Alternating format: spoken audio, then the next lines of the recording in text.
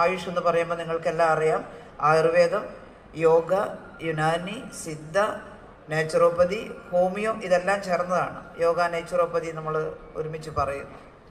ഈ ആയുഷ് എന്ന് പറയുന്ന വാക്കിലെ അക്ഷരങ്ങൾ ഓരോന്നും ഇതിനെയെല്ലാം പ്രതിനിധാനം ചെയ്യുന്നു എന്നാണ് നമ്മൾ പറയാറ്. ഇതിൽ ഓരോന്നിൻ്റെയും സാധ്യത നമുക്ക് എടുക്കണം. ഒരുപക്ഷെ അലോപ്പതി മേഖലയേക്കാൾ കൂടുതൽ രോഗപ്രതിരോധത്തിനും അതുപോലെ തന്നെ പാലിയേറ്റീവ് കെയറിനുമൊക്കെ ഉതകുന്ന ചില സംവിധാനങ്ങൾ ഈ പരമ്പരാഗതമായിട്ടുള്ള അറിവുകൾ സമ്മേളിച്ച ചികിത്സാ രീതികളിൽ ഉണ്ട് എന്ന് നമുക്ക് കാണാൻ സാധിക്കും. ആയുർവേദം കേരളത്തിൻ്റെ ഒരു വലിയ സംഭാവനയാണ്. കേരളം ഒരുപാട് ആ മേഖലയിൽ സംഭാവന ചെയ്തിട്ടുണ്ട്. നമുക്ക് പരമ്പരാഗതമായി തന്നെ ഒട്ടേറെ അറിവുകൾ ആയുർവേദ സെക്ടറിലുണ്ട്.